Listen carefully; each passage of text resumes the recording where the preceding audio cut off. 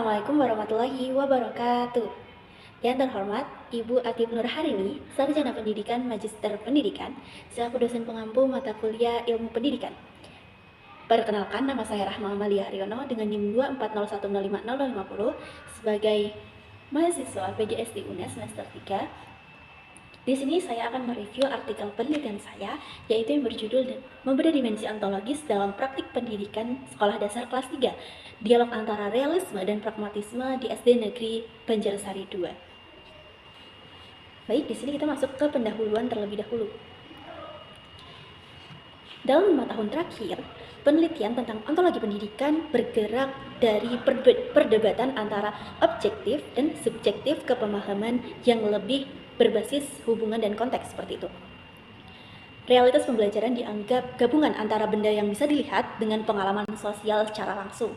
Penelitian dan model ontologis terbaru menekankan pentingnya perancangan kompetensi dan kurikulum yang memperhatikan konteks lokal dan pengalaman nyata siswa seperti itu. Yang mana pendekatan ini juga membantu teori kurikulum dengan praktik di lapangan. Pada penelitian bahkan menyarankan kompetensi dan praktik ajar agar berhubungan antara kurikulum dan pengalaman siswa lebih kuat seperti itu. Dan di sini tertera bahwa pendidikan dasar tidak hanya tentang memberitahu siswa cara melakukan sesuatu, tetapi juga tentang mendiskusikan apa yang dianggap sebagai sesuatu yang nyata dan layak dijalankan di dalam kelas seperti itu. Di kelas rendah seperti kelas 3, siswa sangat membutuhkan pengalaman melalui indera dan situasi nyata untuk memahami konsep dari pembelajaran yang diberikan oleh guru. Di sisi lain, kebijakan kurikulum terkini seperti kurikulum Merdeka di Indonesia itu meminta pembelajaran yang relevan, yang mana yang relevan ini berbasis dengan pengalaman serta memberikan kebebasan bagi guru untuk menyesuaikan dengan karakteristik murid-murid yang guru tersebut ajar gitu. Karena itu dibutuhkan penelitian yang mempelajari bagaimana dimensi ontologis seperti antara realitas objektif dan pengalaman subjektif diterapkan atau dihadapi di kelas nyata seperti itu. Next, lanjut di sini ada metode penelitian, ada jenis penelitian dan juga teknik pengumpulan data. Yang mana jenis penelitian yang saya gunakan itu ada penelitian kualitatif dan jenis datanya itu ada data primer dan juga data sekunder. Dan sumber data primer itu dari wawancara guru kelas 3 yaitu Ibu Mutmainah gitu, dan bentuk datanya itu transkrip wawancara atau berupa tes pertanyaan wawancara seperti itu. Dan juga jenis sumber data sekunder itu dari dokumentasi dan juga RPP, kebijakan dan juga kebijakan adiwiyata, yang mana bentuk datanya itu dokumen, teks atau file seperti itu. Selanjutnya di sini ada teknik pengumpulan data. Teknik pengumpulan data, di sini saya menggunakan 3 teknik pengumpulan data. Yang pertama itu ada wawancara mendalam atau in-depth interview, yaitu wawancara mendalam digunakan untuk memahami makna, persepsi, dan refleksi guru terkait dimensi ontologis pendidikan. Bagaimana guru memandang realitas dalam pembelajaran, bagaimana hubungan antara teori dan praktik, serta bagaimana realisme dan pragmatisme diterapkan atau dinegosiasikan di dalam kelas seperti itu. Dan yang selanjutnya itu ada observasi partisipatif, yang mana observasi partisipatif ini bertujuan untuk memahami lebih jauh tentang apa saja sebenarnya yang terjadi dalam proses pembelajaran di kelas, seperti cara guru mengaplikasikan strateginya, terus apa yang aplikasikan strategi yang dibicarakan dalam wawancara, dan juga misalnya penggunaan media nyata yang mana interaksi antar siswa serta adaptasi sesuai situasi seperti itu. Yang selanjutnya itu ada dokumentasi. Dokumentasi ini digunakan untuk menjadi pendukung yang memberikan bukti konkret atau konteks konkret, bukti, dan juga jejak. Yang terakhir itu ada dokumentasi, yang mana dokumentasi digunakan untuk menjadi data pendukung yang memberikan konteks konkret, bukti, dan juga jejak artefak pembelajaran yang dapat membantu menguatkan dan memverifikasi dari pelaksanaan observasi wawancara seperti itu. Yang selanjutnya itu ada selanjutnya ada keterkaitan penelitian dengan artikel lain. Di sini saya keterkaitan penelitian dengan artikel lain. Di sini saya mengambil 3 artikel yang berkaitan dengan judul artikel penelitian saya. Yang pertama ada artikel yang berjudul Integrasi Filsafat Realisme terhadap Peningkatan Pembelajaran Matematika di Sekolah Dasar, yaitu penelitian yang dilakukan oleh Arianti, Suciptaningsih, dan Anggriani di tahun 2024 menunjukkan bahwa pendekatan filsafat realisme efektif digunakan di sekolah dasar, yaitu ketika guru memanfaatkan pengalaman yang nyata dan memperhatikan perbedaan kemampuan siswa. Temuan ini sesuai dengan hasil penelitian saya di SD Negeri Banjarsari 2, di mana para guru menggunakan benda-benda nyata seperti pada materi pelajaran matematika, yaitu berhitung, yang mana guru itu media pembelajaran itu menggunakan permen 1, misal 2 ditambah 5, jadi yang siswa memiliki 2 permen ditambah dengan 5 permen, sehingga konsep ini sangat mudah dipahami oleh para siswa seperti itu. Hal ini juga menunjukkan bahwa realisme dalam pembelajaran tidak hanya tentang menggunakan benda fisik, tetapi juga terkait dengan kesadaran guru akan realitas yang sesuai dengan kemampuan dan tahap perkembangan operasional konkret peserta didik. Selanjutnya di sini ada artikel yang kedua yaitu berjudul Curriculum Reform Meets Classroom Realities Selected Indonesian Teachers Perspective on the Merdeka Curriculum. Yang mana penelitian ini dilakukan oleh Kumayas tahun 2024 dalam kajiannya tentang Curriculum Reform Meets Classroom Realities. Menyatakan bahwa penerapan kurikulum merdeka biasanya membutuhkan penyesuaian agar sesuai dengan kondisi kelas yang beragam. Hal ini sejalan dengan temuan penelitian saya, yaitu penelitian di SD Negeri Banjarsari 2, di mana para guru menghadapi perbedaan antara teori ideal dengan penerapan di lapangan, seperti itu. Sehingga harus menyesuaikan cara mengajarnya berdasarkan dinamika sosial dan emosi siswa. Oleh karena itu, penelitian ini menekankan pentingnya komunikasi antara guru dan juga orang tua serta para pendidik lainnya. Yang selanjutnya itu ada reflective practice in education, a primer for practitioner.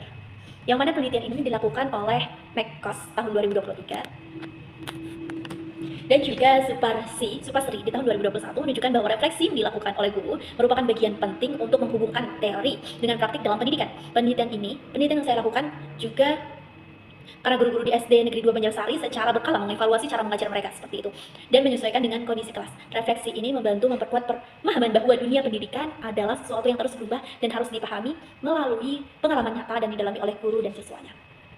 Selanjutnya di sini ada hasil dan pembahasan. Yang mana hasilnya ada di tabel. Yang pertama di sini ada tema kutipan interpretasi dan juga kaitannya dengan literatur terkini. Yang pertama itu pembahasan yang pertama itu ada realitas sebagai kondisi individual peserta didik. Yang mana kutipannya ini dari hasil wawancara, penerapan model pembelajaran di kelas terkadang dapat diterapkan namun melihat kondisi peserta didik terlebih dahulu. Karena setiap peserta didik memiliki kemampuan belajar yang berbeda-beda. Interpretasinya yang mana guru memahami bahwa realitas pendidikan bukan homogen. Ada perbedaan kemampuan, kesiapan belajar, dan pengalaman peserta didik. Realitas ontologis di sini mengandung variabilitas, bukan realitas universal yang tunggal seperti itu. Yang mana dikaitkan dengan kajian literatur terkini, studi integrasi filsafat terhadap peningkatan pembelajaran matematika sekolah dasar yang dikemukakan oleh Arianti tahun 2024 menyebutkan bahwa filosofi realism diterapkan dengan memperhatikan pengalaman konkret peserta didik dan kemampuan yang berbeda-beda. Yang kedua itu ada praktik realisme melalui materi konkret. Kutipannya dari wawancara yaitu biasanya guru memberi contoh materi pelajaran yang berkaitan dengan kehidupan nyata. Yang mana misalnya itu dalam pembelajaran matematika yang saya ucapkan tadi, bahwa guru itu menggunakan benda konkret seperti permen dan semacamnya seperti itu.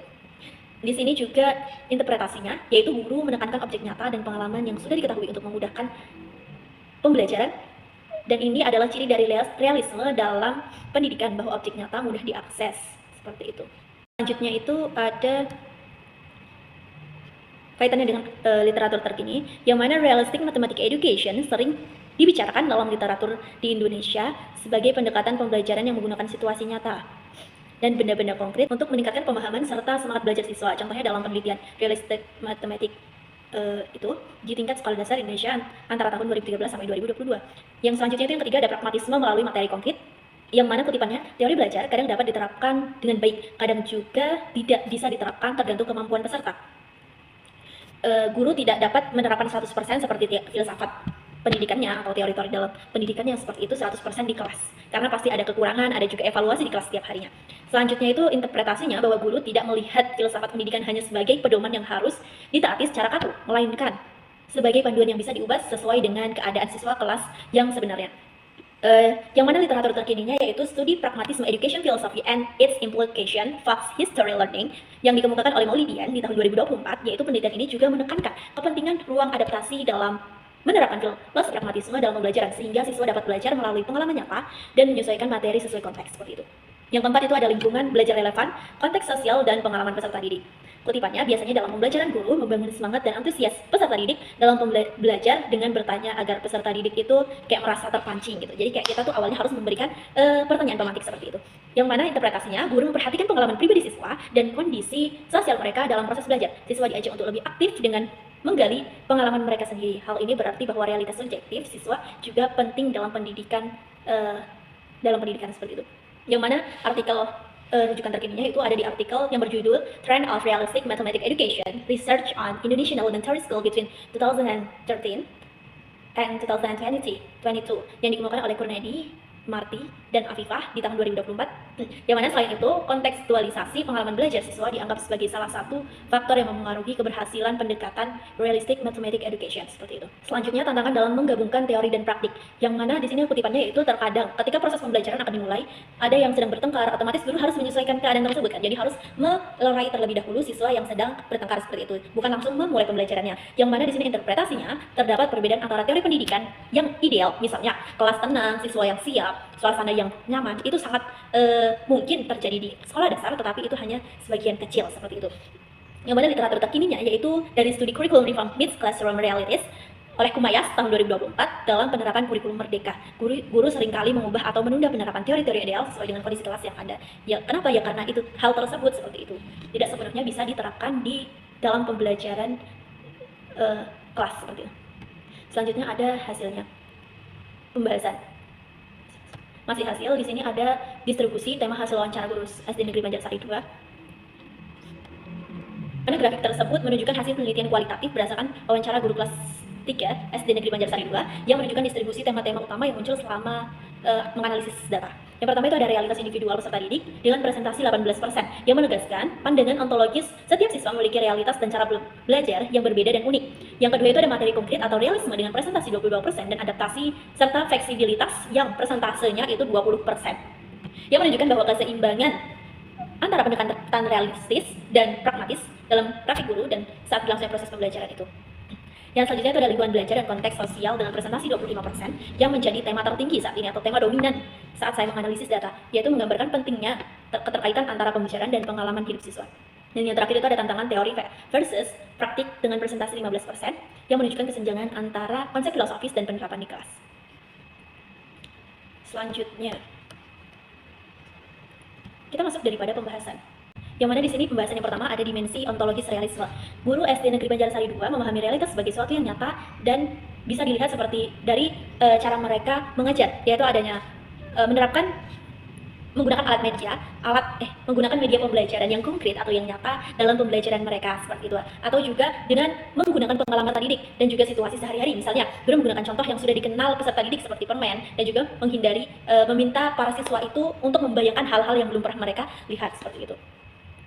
Yang kedua itu ada dimensi ontologis pragmatisme, yang mana di sisi lain guru bersikap fleksibel dan juga lebih praktis jika kondisi peserta didik tidak memungkinkan untuk dilangsungkannya pembelajaran secara teoritis atau filosofis itu. Realitas menurut guru juga mencakup kesiapan peserta didik, pengalaman mereka dan juga kondisi sosial serta emosional. Yang selanjutnya itu ada dialog antara realisme dan pragmatisme. Hasil wawancara menunjukkan bahwa guru tidak memilih salah satu pendekatan melainkan menggabungkan keduanya, realisme dan juga pragmatisme. Yang mana realisme memberikan dasar mengenai benda nyata, pengalaman konkret dan juga objek yang bisa dijangkau, sedangkan pragmatisme memberikan kebebasan untuk menyesuaikan teori dengan situasi yang dipertimbangkan. Dan yang keempat itu ada dampak terhadap pembelajaran dan makna ontologis bagi peserta didik. Karena guru menggunakan pengalaman siswa dan benda nyata, maka peserta didik itu lebih mudah merasakan bahwa materi yang diajarkan adalah sesuatu yang nyata dan relevan. Yang kelima itu keterbatasan dan tantangan praktis. Kondisi peserta didik yang beragam seperti kemampuan berpikir yang berbeda-beda dan juga latar belakang kondisi keluarganya itu memerlukan adaptasi yang terus-menerus. Gangguan seperti emosi atau situasi kelas yang tidak nyaman harus dikelola terlebih dahulu. Jadi, ya guru itu harus bisa menyesuaikan keadaan dengan praktik pembelajarannya. Yang keenam itu ada implikasi teoritis dan praktis. Penelitian ini menunjukkan bahwa konteks kelas dasar ontologi pendidikan harus dilihat sebagai realitas yang memiliki dua sisi. Ada realitas objektif seperti objek nyata dan materi pembelajaran, serta realitas subjektif yaitu seperti pengalaman dan juga kesiapan serta perasaan siswa. Selanjutnya, berdasarkan analisis juga yang telah dilakukan, itu ada beberapa implikasi dan rekomendasi yang perlu diperhatikan oleh guru. Yang pertama itu meningkatkan kemampuan reflektif guru. Guru perlu diajarkan agar bisa sadar dan memahami berbagai aspek kehidupan siswa seperti akademik, emosional, dan sosial, serta menyesuaikan metode pembelajaran sesuai kepribadian peserta didik. Yang kedua itu merancang kurikulum dan materi pembelajaran yang responsif terhadap peserta didik. Yang ketiga ada penelitian yang menghargai nyata peserta didik. Yang keempat itu ada memberi ruang fleksibilitas pada guru dalam menggunakan teori peserta didik pendidikan. Dan yang kelima itu ada mengembangkan penelitian lanjutan.